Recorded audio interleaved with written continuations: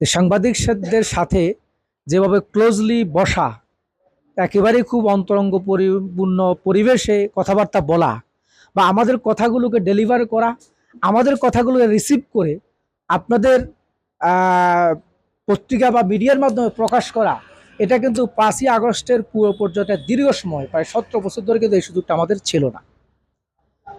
আমরা বারবার মানে সিন্ডিকেট নিউজের শিকার হয়েছি, আমরা বারবার তথ্য সন্ত্রাসের শিকার হয়েছি, যেটার সাথে বাস্তবতার কোনো মিল নেই, বাট আমাদের নামের উপর চালিয়ে দেওয়া হয়েছে।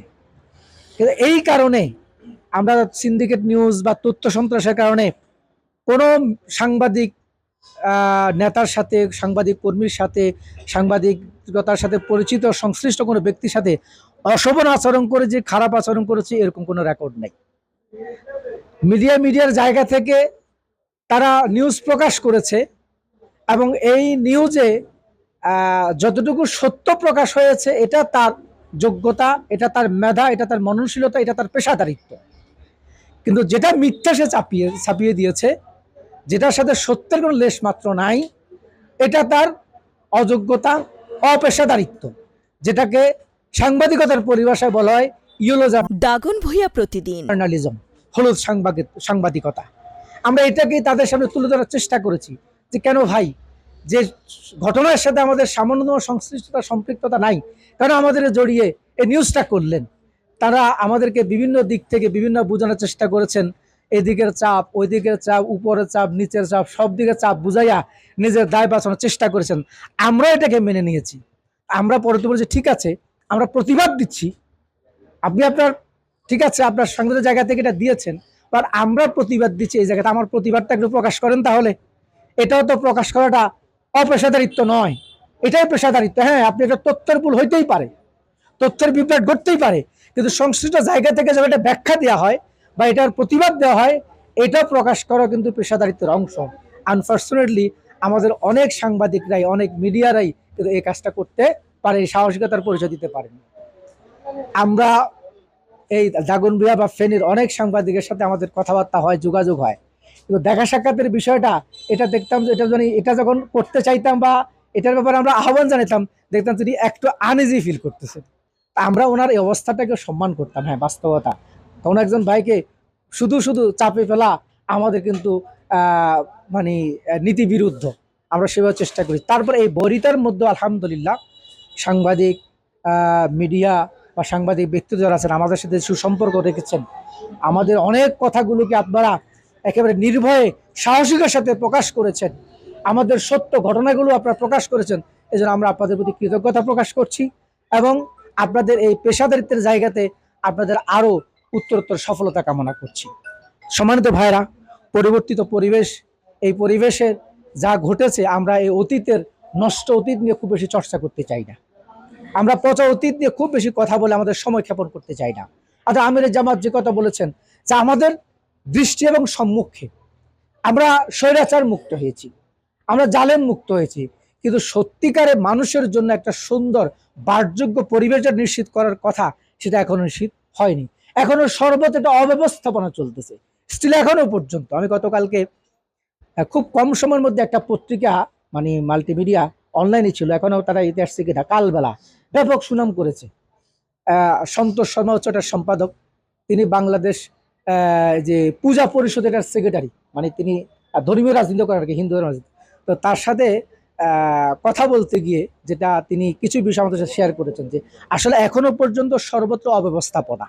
কারণ একটা সরকার, আওয়ামী লীগ সরকার শুধু পালিয়ে যায় নাই, কিন্তু দেশটাকেও একেবারে ধ্বংস করে দিয়ে গিয়েছে। এটা যেই পরিমাণে খাদের মধ্যে এসে মানে ডুবেছে, এখান থেকে তুলতে যে কি পরিমাণ মানে সময় লাগবে, কি পরিমাণ পরিশ্রম লাগবে, এখন যারা কাজ করছে তারা টের পাচ্ছেন। আমরা যারা তাদের সাথে কিছু না কিছুভাবে কোনো না কোনোভাবে তাদের আহ্বানে যোগাযোগ করতে, কথাবার্তা বলতে গিয়ে আমরা সেটা উপলব্ধি করতে সক্ষম হয়েছি। শুধু এই অবস্থায় জাতি যেভাবে এই স্বৈরাচার পতনে ঐক্যবদ্ধ হয়েছে, একেবারে ছাত্র জনতা যেভাবে একেবারে একীভূত হয়ে এই স্বৈরাচার পতনের ক্ষেত্রে ভূমিকা পালন করেছে, বাট এই দেশ গঠনেও আজকে যারা দায়িত্ব নিয়েছেন, যারা কাজ করছেন, তাদেরকে সহযোগিতা করা দরকার, তাদেরকে সময় দেওয়া দরকার, একটা যৌক্তিক সময় পর অপেক্ষা করা দরকার। আর সাংবাদিক যেহেতু, আমরা তাদেরকে বলছি একটা সমাজের দর্পণ বা আয়না, একেবারে মানে খবরের ভিতরের খবর যারা জানেন। মানে আমরা যেটা বলি যে সাংবাদিকতার কাজ হচ্ছে যে যারা রাষ্ট্র পরিচালনা করেন তাদেরকে সমালোচনার মধ্যে তা লেখা, তাদেরকে সতর্ক করা। বিরোধী রাজনীতি দল যারা থাকেন তাদেরও আন্দোলনের গতি প্রকৃতিকে নির্ধারণ করে দেওয়া, কারণ তাদের কাছে অনেক তথ্য থাকে, অনেক বিষয় তাদের কাছে থাকে। আমরা আমাদের প্রয়োজনে এবং সাংবাদিকদের সাথে দেখা করি, সাক্ষাৎ করি, যোগাযোগ করি। আর রাষ্ট্র যারা চালান তারাও তাদের প্রয়োজনে দেখা করেন, সাক্ষাৎ করেন, তাদেরকে বিষয়গুলো ব্রিফ করার চেষ্টা করেন। অনেকগুলো মেসেজ, তথ্য আপনাদের কাছে থাকে। সুতরাং সেই জায়গাতে আমরা বলবো যে বিগত 17 বছরে যা ঘটেছে, যেই কারণে আপনাদের কলমগুলো বন্ধ ছিল অথবা কলম তার সঠিক জিনিসটি লিখতে পারেনি, আপনাদের কলমগুলো অবরুদ্ধ ছিল। সুতরাং আজকে সুযোগ এসেছে যে সমাজের সত্যিকারের চিত্রটা আমাদের সামনে উপস্থাপন করা। আজকে যারা রাষ্ট্রপ্রধান তারাও কিন্তু আপনাদের একটা জায়গায় নির্ভয় বলেছেন, সাংবাদিকদেরকে, সাংবাদিক নেতাদেরকে নিয়ে বৈঠকে আমাদের ওনাদের কাছ থেকে শোনা বক্তব্য যে আমাদের ব্যাপারে আপনারা লিখতে গিয়ে কখনো আপনাদের কলম যেন বন্ধ না হয়, আপনারা যেন এই ব্যাপারে কোনো সংশয় প্রকাশ না করেন, নির্বিঘ্নে এই সরকারের ব্যাপারেও কথা বলবেন। আমরা যারা রাজনৈতিক দল সরকারকে সহায়তা করার জন্য অথবা দেশকে গঠনের জন্য কাজ করছি, পাবলিক লেভেল আমরা ব্যাপক মানে কাজ করার চেষ্টা করে যাচ্ছি, আমাদেরকেও আমাদের যে সকল ভুলভ্রান্তি হয়, আমাদের যেগুলো ত্রুটি বিচ্যুতি হয়, সেই জায়গাতেও আপনাদের কলম যেন সত্যটা লিখতে গিয়ে কোনো সংশয় প্রকাশ না করে, কোনোভাবে যেন এভাবে আপনারা অসহায়ত্ব ফিল না করেন। আমাদের বিরুদ্ধে সমালোচনা করতে গিয়েও সত্যিকারে যেটা বলা দরকার, যেখান থেকে আমরা উপকৃত হব, যেখান থেকে দেশ উপকৃত হবে, যেখান থেকে জাতি উপকৃত হবে, যেখান থেকে দেশের মানুষ আশান্বিত হবে এবং দেশ একটা সঠিক গন্তব্যে পরিচালিত হতে পারবে, এই নিউজগুলো প্রকাশের ক্ষেত্রে আপনারা সংকোচ করবেন না, দ্বিধা করবেন না। আমরা আপনাদের কাছে সে আহ্বান রাখছি। আমরা আমাদের ব্যাপারে অতিরিক্ত কোনো বাড়াবাড়িমূলক কোনো বিষয় আমাদের দলের ব্যাপারে নয়, আমাদের কোনো দায়িত্বশীল নেতৃবৃন্দের ব্যাপারেও নয় যে অতিরিক্ত কোনো কিছু আমাদের সম্পর্কে করার দরকার নাই। আর সত্য যেটা, আমরা যে কাজগুলো করছি, বাংলাদেশ জামাত ইসলামী একটি ইসলামী সমাজ বিনির্মাণের কাজ করছে, একটা ইনসাফের সমাজ কামের চেষ্টা করে যাচ্ছে। আমাদের তরুণ ছাত্ররা, কিশোররা আজকে বৈষম্য বিরোধী যে কোটা সংস্কার আন্দোলনের ছাত্রদের মুখ থেকে যেটা এসেছে, we want justice, we demand justice. আজকে সমাজের সর্বত্র যে অনিয়ম, দুর্নীতি, আজকে যে সমাজের সর্বত্র যে জাহেলিয়াত, আজকে সমাজের সর্বত্র যে যে মানে একেবারে একটা অব্যবস্থাপনা মানে ত্রুটি, সুতরাং সেই জায়গা থেকে তারা যে স্লোগানটা দিয়েছে যে জাস্টিস জাস্টিস জাস্টিস, সে জাস্টিস প্রতিষ্ঠার ক্ষেত্রে এটা শুধুমাত্র সরকার একা পারবে না, বিরোধী দল যারা আছেন বা আমরা যারা রাজনীতি দল আমরা একা পারবো না, বা এককভাবে আপনারা যারা সাংবাদিক তারাও পারবে না। সবার ঐক্যবদ্ধ প্রচেষ্টাই তাদের জায়গা থেকে যদি ভূমিকাটা সেরকম হয়, যথোপযুক্ত হয়, তাহলে আমাদের বাংলাদেশ একটা সঠিক গন্তব্যে পৌঁছতে পারবে ইনশাল্লাহ। সম্মানিত ভাইরা, আমি আর বেশি কথা বলতে চাচ্ছি না। যে আমরা বন্যা পরবর্তী সময়ে আপনাদের এখানে এসেছি, আপনাদেরকে আমরা আহ্বান করেছি, আপনাদের সাথে বসেছি, বা এই বন্যা পরবর্তী সময়ে আরও যে সকল কাজগুলো রয়েছে, বিশেষ করে আমরা এখন জামাতের পক্ষ থেকে আমরা চিকিৎসা এবং পুনর্বাসনের কাজটাকে সবচেয়ে বেশি প্রায়োরিটি দিচ্ছি। আমাদের সামর্থ্যের যতটুকু আছে সবটুকু দিয়ে চেষ্টা করে যাচ্ছি। এবং ইতিমধ্যে আমাদের উপজেলা আমির সাহেব তো একবার কমপ্লিট ব্রিফ করেছেন। আমার যতটুকু ধারণা, পুরো এই ইয়ের মধ্যে প্রায় 40 থেকে 45 হাজার মতো পরিবার আমাদের এই উপজেলার মধ্যে বসবাস করে, যেখানে মানে জনসংখ্যা মানে নিয়ার অ্যাবাউট 2.5 লাখ বা 3 লাখের কাছাকাছি, একটা বড় সংখ্যা, হিউজ সংখ্যা, প্রত্যেকে এফেক্টেড হয়েছেন। সুতরাং এই বন্যা পরবর্তী সময়ে আপনারা যারা স্থানীয় সাংবাদিক আছেন, যে এই পুনর্বাসনের ক্ষেত্রে বা আমাদের বন্যা দুর্গত এলাকার মানুষগুলোর সহযোগিতা করার ক্ষেত্রে আমরা আরও কি করতে পারি আপনাদের জায়গা থেকে, বা যে তথ্যগুলো আপনাদের কাছে আছে অবহেলিত, এখনো পর্যন্ত ধরেন সমস্যাগ্রস্ত, সেই জায়গাগুলো নিউজগুলো আমাদেরকে দেওয়ার চেষ্টা করেন। ইনশাল্লাহ আমরা চেষ্টা করব যে আমাদের সহযোগিতার হাতকে প্রসারিত করতে।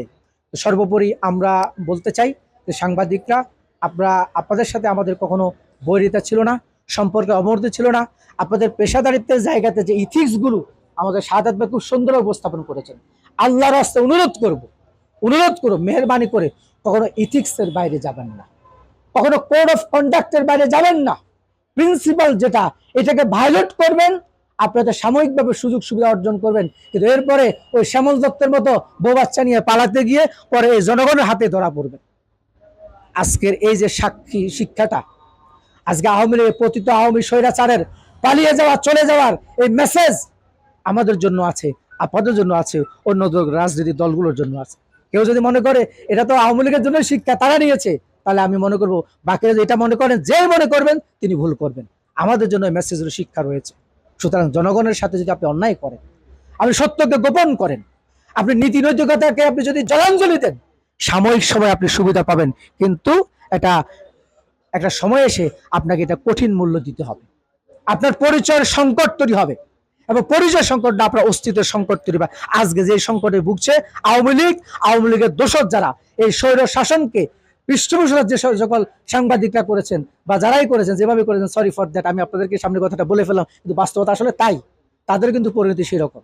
বাট অন্য যারা নির্ভীক ছিলেন, যারা এই বন্দুকের মুঠো সেন্সরশিপের পরেও যারা সত্য কথাগুলো অত্যন্ত দৃঢ়তার সাথে প্রকাশ করেছেন, আজকে তাদেরকে জাতি স্যালুট করছে। আজকে তাদের মর্যাদা এখানে প্রতিষ্ঠিত, সমুন্নত, এবং অনন্তকাল পর্যন্ত তাদের সম্মান এখানে প্রতিষ্ঠিত থাকবে। সুতরাং সেই বিষয়টাকে সামনে রেখে আপনারা ভূমিকা রাখবেন।